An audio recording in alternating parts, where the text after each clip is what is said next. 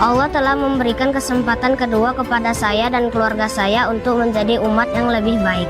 Assalamualaikum warahmatullahi wabarakatuh.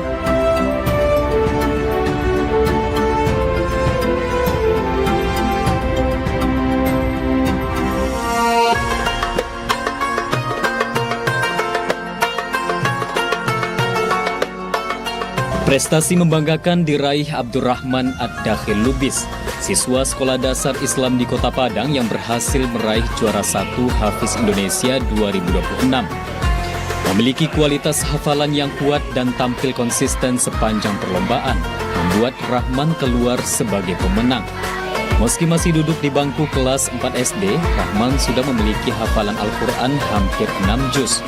Dukungan yang luar biasa dari orang tua, serta dibesarkan di lingkungan penghafal Al-Quran, membuat Rahman memiliki tekad dan motivasi yang kuat dalam menghafal Al-Quran. Ditambah dengan mengikuti program tahfiz di sekolah, semakin meningkatkan konsistensi Rahman untuk menambah dan memperkuat hafalan Al-Quran. Rahman memiliki cita-cita mulia untuk menjadi hafiz Quran dan berkeinginan menghadiahkan orang tuanya mahkota cahaya di akhirat kelak. Pihak sekolah berharap prestasi yang diraih Rahman menjadi motivasi bagi Rahman dan teman-temannya agar terus belajar, meningkatkan kemampuan, serta meraih prestasi. Berkat prestasi yang diraihnya, Rahman menerima banyak apresiasi dari berbagai pihak. Hal ini menjadi bukti bahwa penghafal Al-Quran dimuliakan Allah tidak hanya di dunia, tapi juga di akhirat kelak.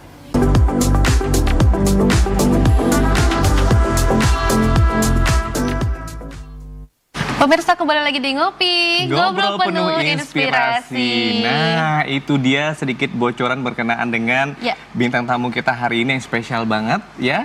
Tania, siapakah dia? Langsung aja kita perkenalkan untuk pemirsa dari rumah. Langsung saja Taufik. Saat ini bersama kita sudah hadir Abdurrahman Ad-Dakhil Lubis. Selamat siang Rahman. Selamat siang Kak. Dan didampingi juga oleh Mama Rahman, Hajah Maslian. Iya, Selamat Kak. siang Mama. Selamat siang Kak. Iya, luar biasa sekali. Ini Rahman ya, juara 1 Hafiz Indonesia 2026. Iya, Rahman sekarang umurnya udah berapa? Sudah 9 tahun Kak. 9 tahun. Kelas berapa tuh sekarang Rahman? Kelas 4 SD Kak. Oh, kelas 4 SD, Masya Allah. Masih sangat muda sekali sangat ya. kecil Taufik. banget. Betul, masih sangat Ini muda boleh, sekali. Abang boleh tahu nggak sih gimana perasaannya Rahman setelah kemarin berapa bulan di Jakarta dan memenangkan kompetisi yang sangat luar biasa itu Rahman? Gimana perasaan Rahman? Alhamdulillah Rahman sangat senang bisa belajar banyak dari guru dan juri dan juga bisa bertemu banyak penghafal Quran lainnya. Alhamdulillah Rahman senang sih Kak. Senang sekali Senang ya. sekali ya.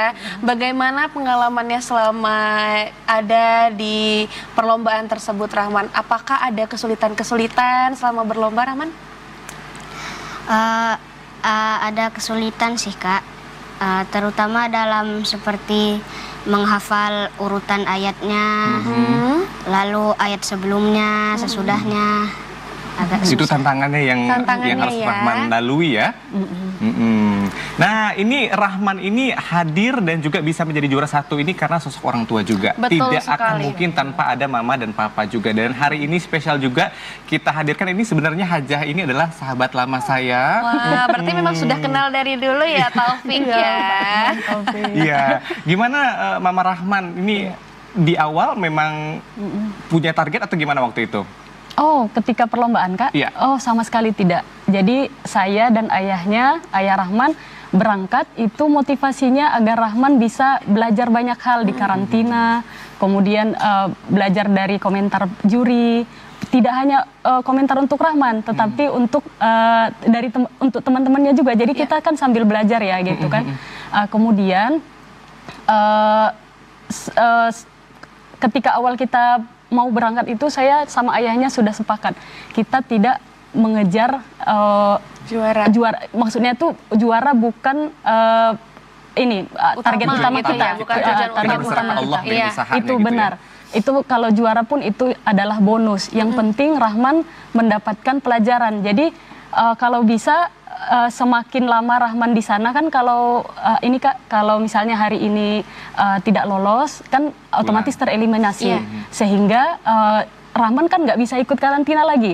Tapi kalau Rahman terus-menerus ikut berlanjut, berarti kan akan banyak ilmu yang Rahman dapat gitu. Betul sekali. Jadi itu niat saya dan ayah Rahman itu adalah agar Rahman mendapatkan banyak ilmu di sana gitu. Dan qadarullah, Allah memberikan jalannya untuk Rahman belajar dan bonusnya adalah juara gitu Kak. Bangga nggak punya anak seperti Rahman? Masya Allah, bangga Kak. Alhamdulillah, mudah-mudahan Rahman bisa syiar terus Al-Quran, mudah-mudahan bisa terus menginspirasi banyak, tidak hanya anak-anak tapi mungkin orang tua juga ya Kak gitu. Saya sampai berkaca-kaca nih Fania, membayangkan bahwa nanti juga kita berharapkan setiap generasi kita punya seperti Rahman ini, penghafal Al-Quran gitu ya. Senang sekali kita melihatnya ya Taufik, sangat bangga sekali gitu Taufik. Dan Mama, ini dulu Rahman itu pertama kali mulai menghafal Al-Quran itu dari umur berapa, Ma? Jika dapat pertanyaan itu, saya jawabannya seperti ini Kak. Jadi di 2012 saya menonton sebuah tayangan gitu. Di situ kan pada zamannya kita belum ada ya Kak ya, maksudnya hafiz gitu, maksudnya mungkin ada tapi nggak banyak gitu. Jadi pada saat itu saya merasa, oh ternyata anak sekecil itu bisa ya gitu. Nah itu di 2012 saya belum menikah tuh Kak.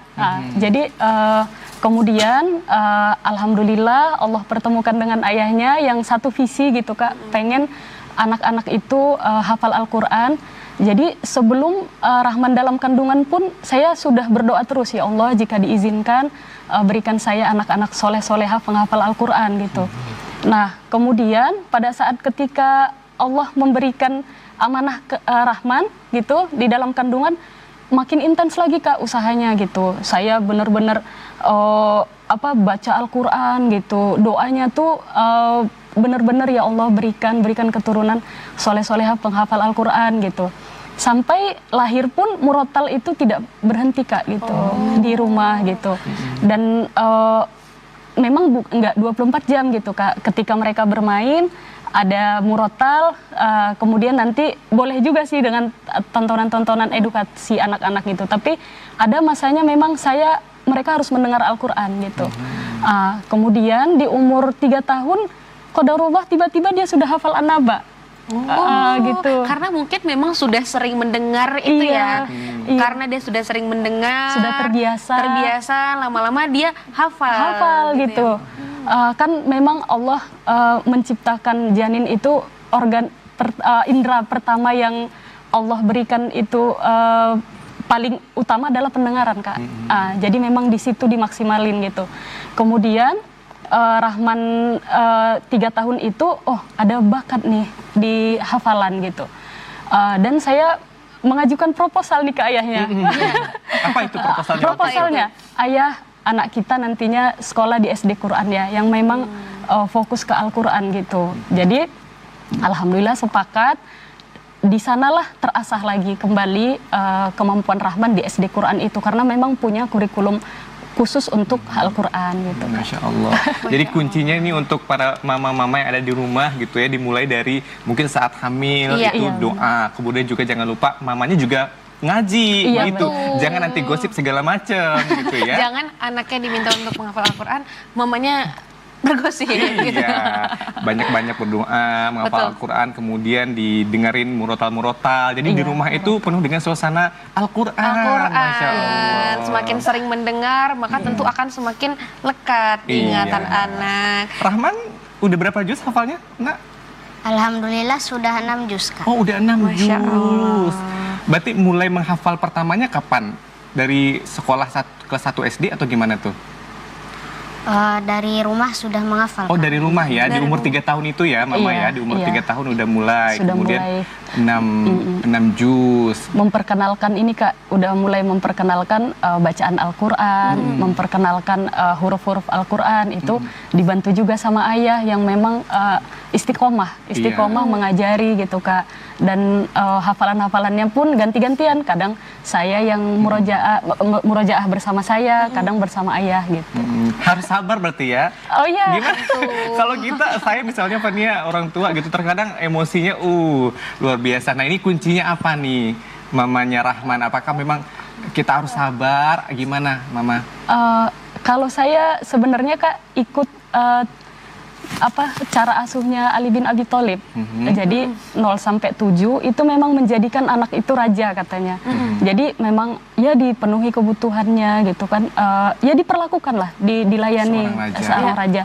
Tapi di umur 7 sampai 14 kita sudah mulai menjadikan mereka seperti tawanan gitu. Jadi tawanan dalam artian kuncinya di kita gitu Kak. Maksudnya mereka sudah punya tuh keinginan gitu. Pengen ini, pengen itu. Jadi ada tarik ulurnya gitu, ada punishment and rewardnya ke anak gitu. Jadi itulah yang keraman. Kalau dibilang mungkin bukan ini sih Kak, bukan galak ya, tapi mungkin lebih ketegas gitu. Kalau iya, enggak gitu. Berarti contoh reward and punishmentnya itu, misal Rahman berhasil menghafal salah satu surat, salah satu ayat, nanti boleh melakukan hal yang diinginkan. Benar gitu. Kak. Misalnya nih screen time gitu kan. Sebenarnya Senin sampai Jumat kan tidak boleh Kak screen time. Screen time-nya mereka tuh hanya hari Sabtu dan Minggu. Gitu ya, dari Mama Papa ya? Iya benar. Tapi kalau misalnya mereka ada sesuatu nih, misalnya ada hal-hal yang mereka lakukan hal baik, misalnya nih mereka ternyata ziyadahnya tambah hafalannya ada lebihnya nih, Mama boleh nggak nonton? Boleh gitu, tapi dibatasin juga. Gitu. Jadi mereka pun terpacu gitu ya, terpacu dan untuk merasa mendapatkan apresiasi juga. Iya, betul. Semakin semangat jadinya untuk menghafal. Iya betul. Rahman, ini kalau kita boleh tahu gimana sih teknik menghafal Rahman itu gimana? Teknik menghafalnya apakah dibaca dulu atau gimana? Boleh cerita ke kita Rahman?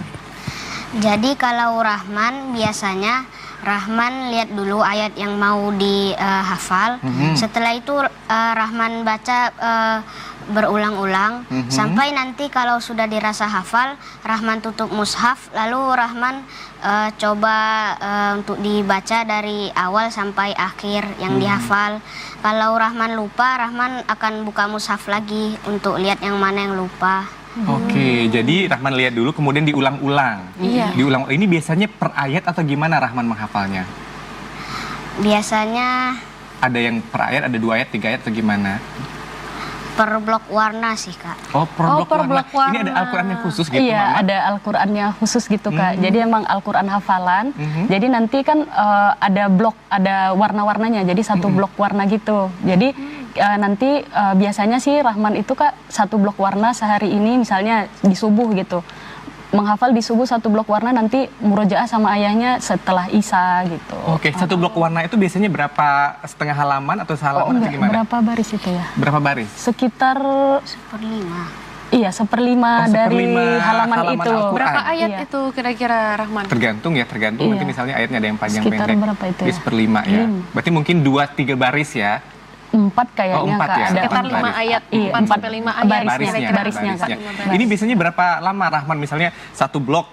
Iya blok ya tadi. Iya, satu blok itu berapa lama Rahman bisa menghabiskan waktu untuk menghafalnya biasanya?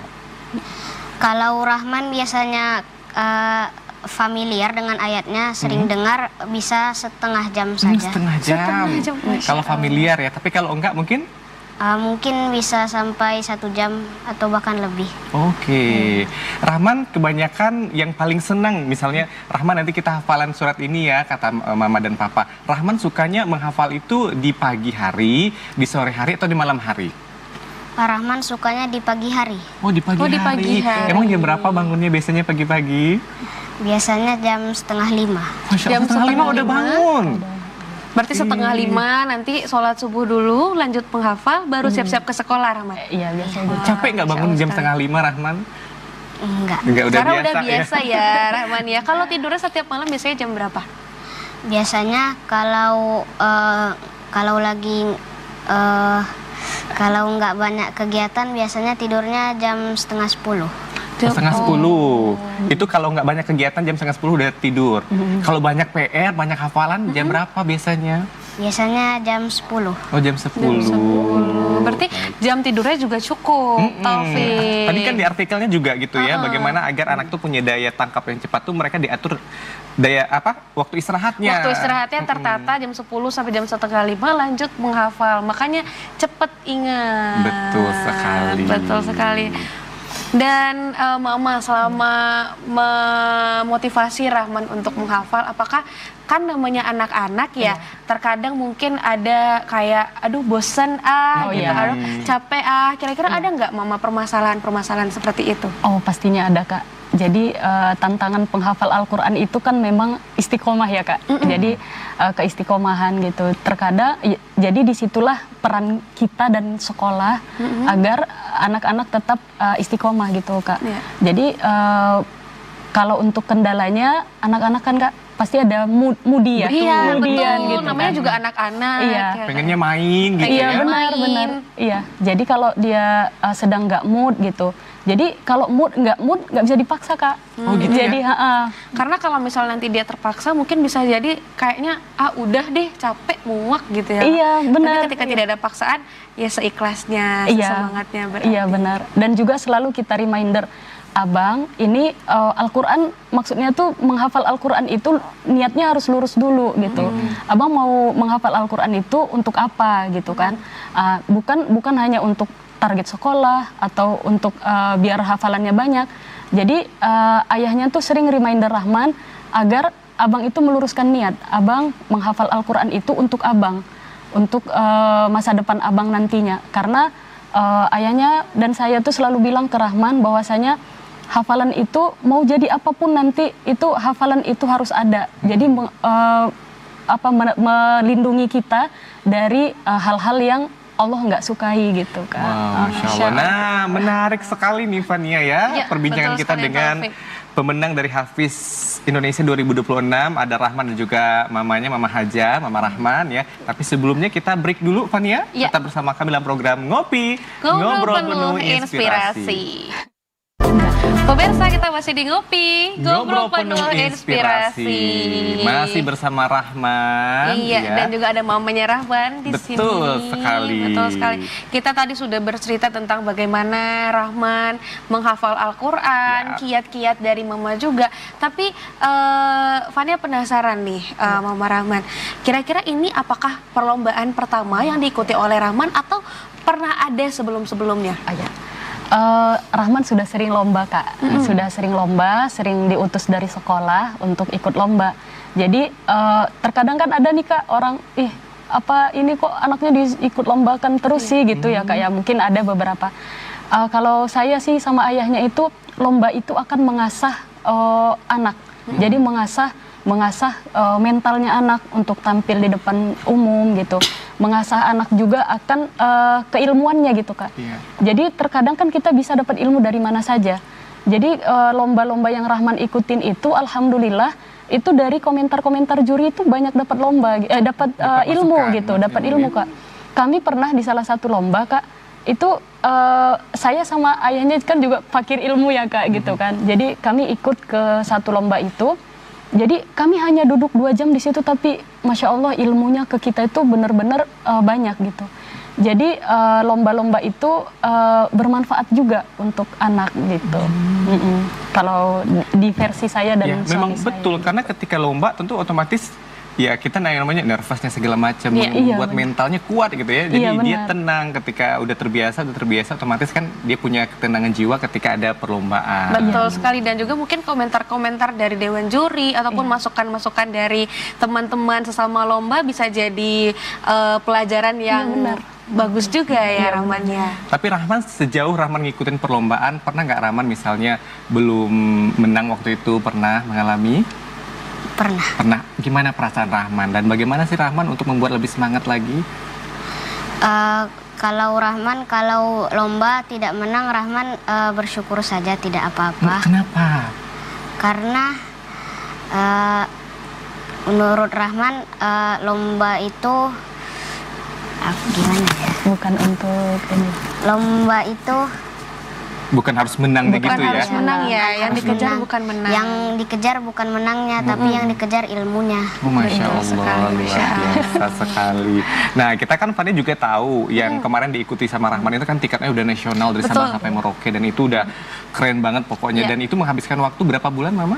1,5 bulan. 1,5 bulan. Itu berarti selama 1,5 bulan kan Rahman itu di karantina ya. Iya benar. Bagaimana Rahman mengejar? Apakah ada ketertinggalan di sekolahnya? Karena kan berarti libur sekolah ya dalam 1,5 bulan itu.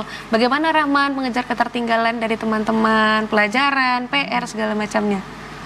Kalau Rahman setelah kembali ke sekolah, Rahman di situ langsung bukan belajar lagi, tapi langsung ujian-ujian sebelumnya langsung diujiankan yang tertinggal. Terus dapat ujiannya waktu itu? Bisa dong ya. Bisa. Tapi apakah ada rasa kewalahan kayak mungkin aduh lupa nih pelajarannya gitu? Ada. Ada. Tapi Bagaimana caranya Rahman untuk mengulang-ulang kembali pelajaran karena kan sudah sibuk tuh selama 1,5 bulan?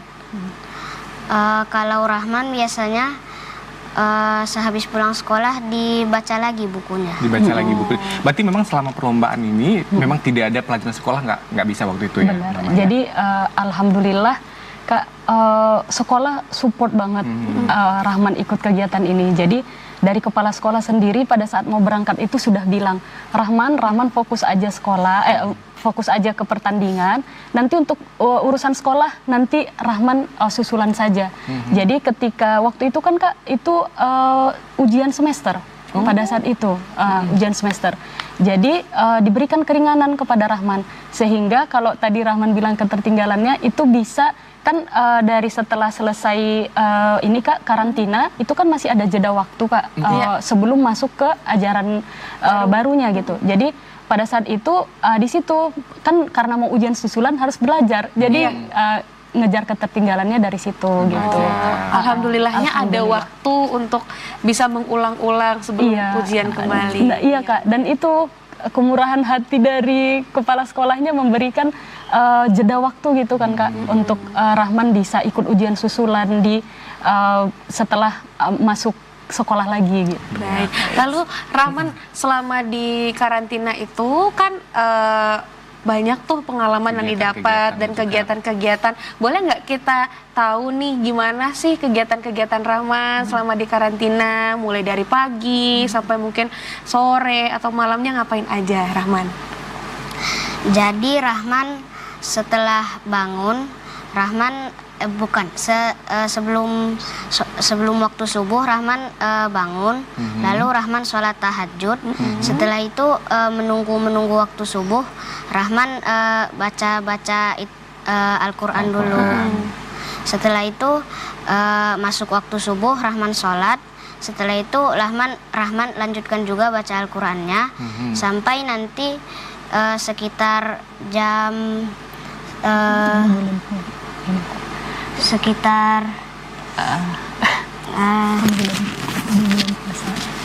siang, pagi.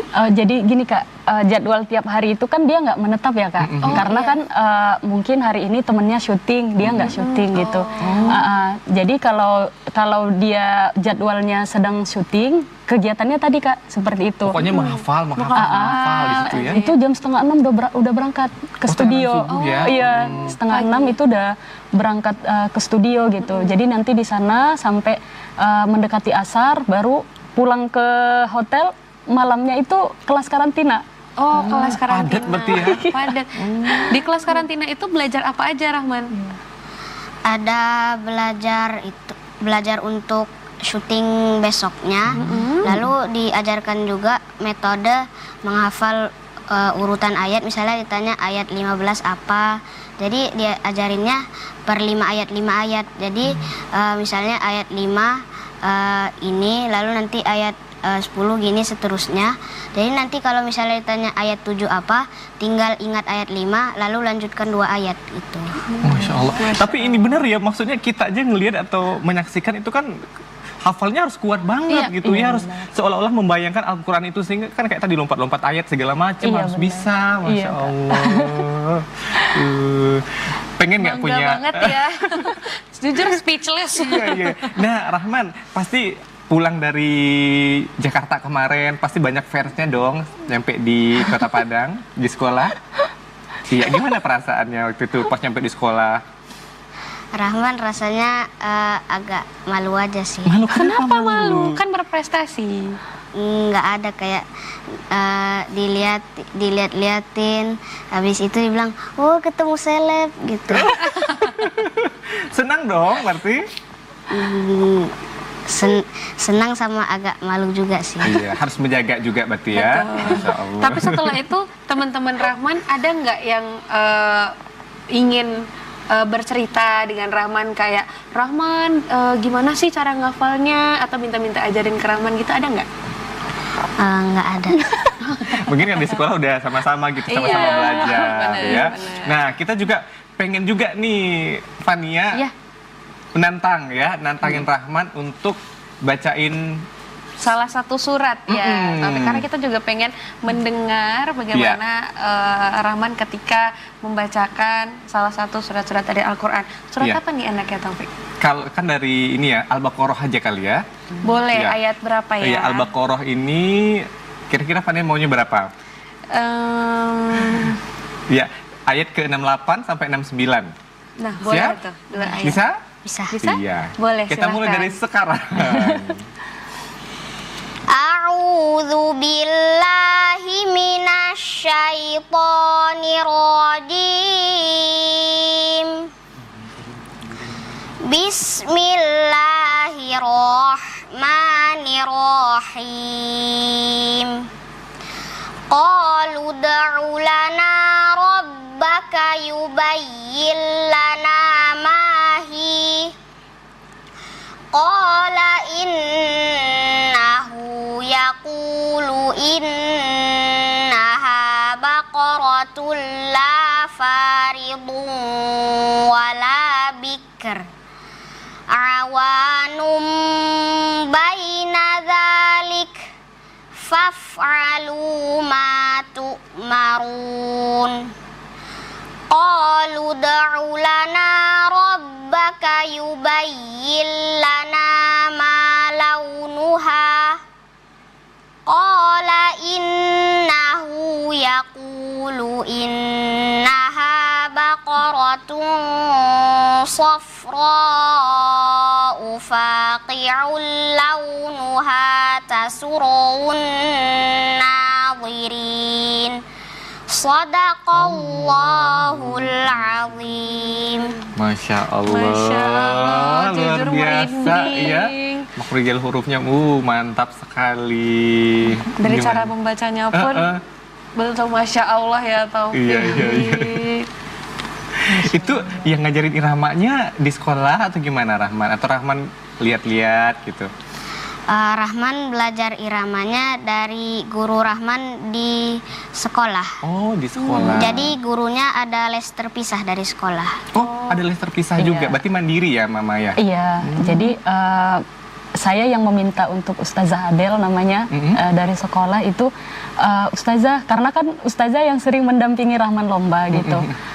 Ustazah boleh nggak ini bantu Rahman untuk irama gitu ke beliau gitu. Alhamdulillah beliau mau terima gitu untuk memberikan ilmunya ke Rahman gitu. Insya Allah. Dan juga nih Rahman selain irama, untuk bisa membaca dengan sangat-sangat indah seperti tadi kan tentunya ada teknik-teknik juga ya Mama ya, mungkin dari teknik pernapasannya. Itu bagaimana cara Rahman mengelolanya? Kalau untuk pernafasannya, Rahman biasanya sebelum baca Quran tarik nafas dulu dalam-dalam. Setelah itu dihembuskan, baru tarik nafas sekali lagi, baru mulai bacanya. Jadi tidak tersendat-sendat ya bacanya, dengan lancar. Masya Allah banget, Taufik. Betul. Kalau waktu kemarin lomba itu kan disiarkan secara nasional, Rahman ada grogi-groginya, nervousnya itu atau gimana waktu itu? Ada. Tapi alhamdulillah aman ya. Aman. Jadi ada ceritanya sebenarnya. Bagaimana tuh? Buat kita Jadi, juga pengen tahu. Di awal episode itu, di episode pertama, Rahman itu biasanya kan nggak kayak gitu ya. Tiba-tiba tuh panik gitu. Iya. Panik. Dan itu tiba-tiba saja ingin ke kamar kecil terus. Sampai waktu itu saya khawatirnya infeksi atau apa gitu. Saya karena di sana disediakan klinik gitu, berobat ke sana. Ternyata dokternya sana itu bilang Ibu, ini itu namanya serangan panik gitu. Jadi nggak apa-apa, dikelola saja emosinya gitu. Jadi waktu itu kita udah pasrah nih sama ayahnya. Ya udahlah, kan kita juga takut ya nanti mentalnya terganggu atau gimana karena tertekan gitu kan karena ini gitu. Qadarullah di hari keduanya, mau episode keduanya itu Ustadz karantina itu nepuk pundaknya gitu. Rahman, kamu semangat ya. Kamu itu punya potensi gitu. Ustadznya bilang seperti itu, Ustadz Ghifari namanya. Nah dari situ muncul semangat itu. Muncul semangat, ayahnya juga memotivasi terus, adiknya memotivasi terus. Semangat bang, semangat gitu. Alhamdulillah dari situ tuh bener-bener kayak lompatan gitu loh Kak.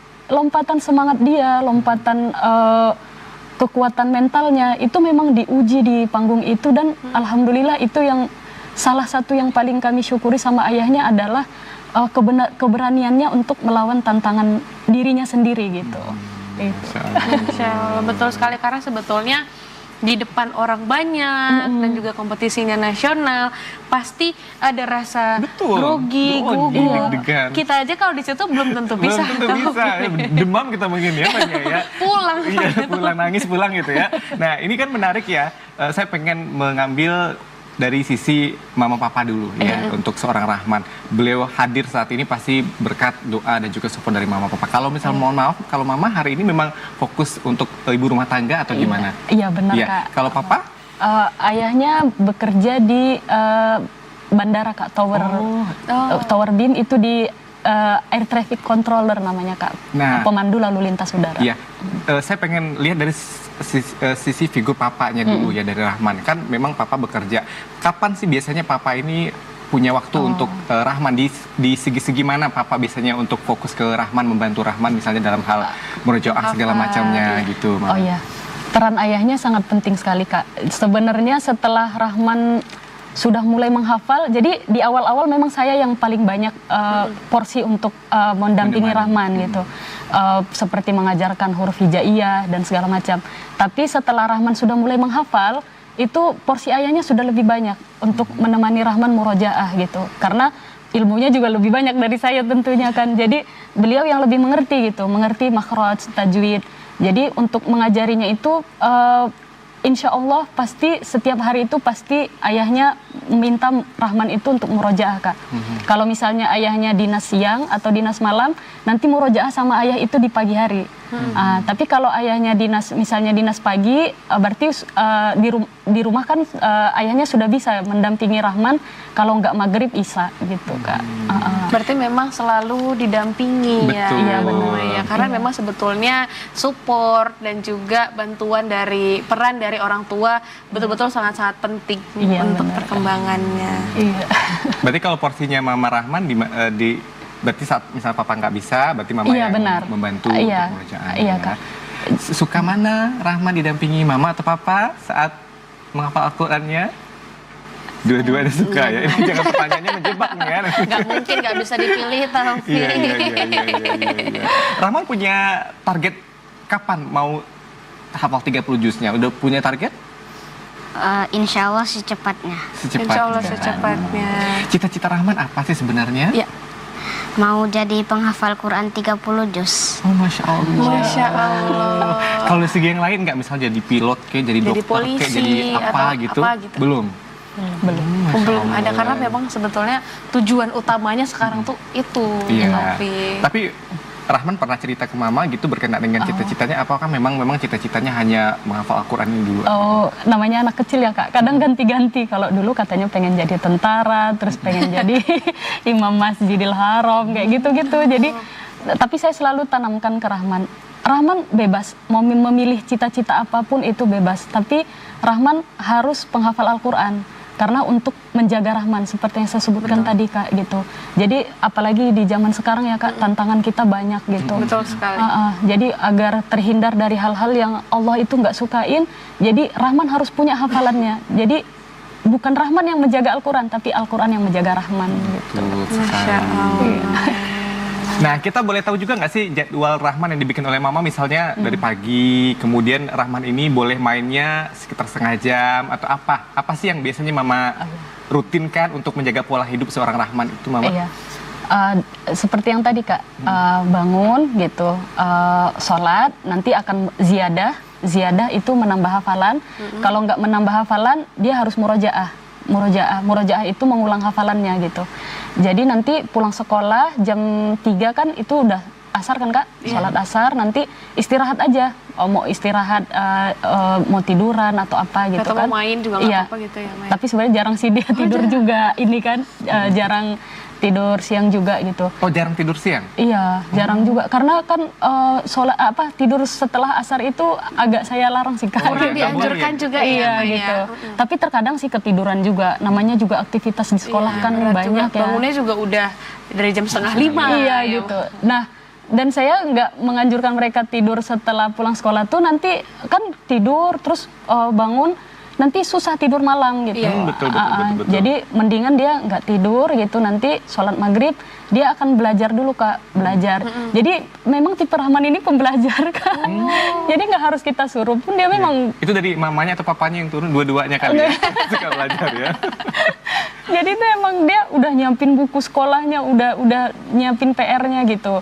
Jadi nanti jam 9, memang targetnya jam 9 tuh udah ini habis sholat isya, nanti mau murojaah sama ayahnya, kemudian nanti jam 9, dan dari sekolah pun kan katanya jam 9 harus ini harus udah tidur gitu. Jadi mereka udah sejak dari kelas 1 itu, kelas 1 SD, Mama kata Ustazah kan harus tidur jam 9. Jadi mereka yang maksa untuk tidur gitu. Jam 9 tidur, kata Rahman kan masuk kamar jam 9, nanti setengah 10-nya baru ketiduran gitu. Iya, karena pasti butuh waktu juga butuh ya, waktu, Maya. gitu, iya. Baik. Rahman juga punya adik perempuan ya, namanya siapa? Khadijah. Oh, Khadijah, penghafal Al-Quran juga. Iya. Pasti bangga punya abang seperti Rahman, Khadijahnya ya. Betul sekali. Rahman, terakhir nih, boleh nggak kita minta Rahman untuk bisa memberikan tips nih buat teman-teman Rahman yang ingin menjadi penghafal Al-Quran juga. Kira-kira bagaimana nih tips dalam menghafal Al-Quran agar bisa istiqomah dalam menghafal Al-Quran? Tipsnya Istiqomah. tipsnya tetap istiqomah, jaga murojaahnya, jaga juga tambah hafalannya, jangan sampai main-mainnya mengalahkan murojaah sama tambah hafalannya. Iya, itu nih pesan buat anak-anak kita di rumah ya. Jangan mainnya kalah nih, ya. Jangan murojaahnya kalah boleh sama main. gitu. Ya. Untuk Mama mungkin dari segi orang tua, apa yang perlu kita tekankan untuk orang tua agar bisa anak itu menghafal Al-Quran, Mama? Iya. Memang Kak, istiqomah itu sih Kak. Jadi istiqomah itu emang di situ tantangannya gitu kan. Terkadang kita semangat, terkadang kan ada juga tidak semangat gitu.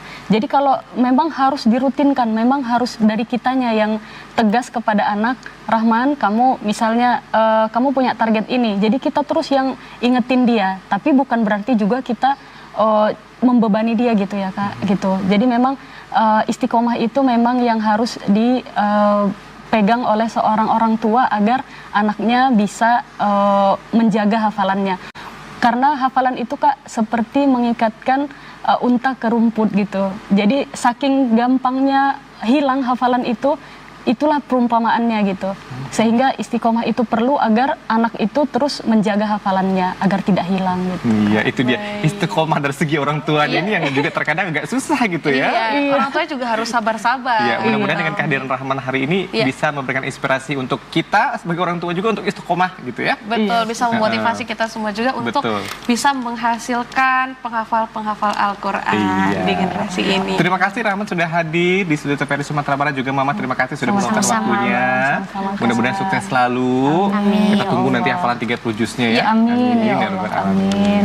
Ya. Baik, Taufik. Ya, Fadia. Sepertinya singkat sekali 1 jam kita ya, Taufik. Betul. Betul-betul Tapi fannya penuh sama speechless di hari ini. Tapi Masya tentunya Allah, Masya ini akan Allah. menjadi inspirasi untuk banyak orang berkenaan dengan bagaimana mendidik anak-anak kita. Betul Ya. sekali, dan juga semoga masih ada Rahman-Rahman lainnya di luar sana, betul. yang Rahman-Rahman baru yang semangat menjadi penghafal Betul Al-Quran. sekali. Ya, akhirnya saya Taufikur Rahman. Dan saya Asar Fada mengucapkan terima kasih atas kehadiran Anda di siang hari ini. Selamat siang, wassalamualaikum warahmatullahi wabarakatuh dan Sampai jumpa.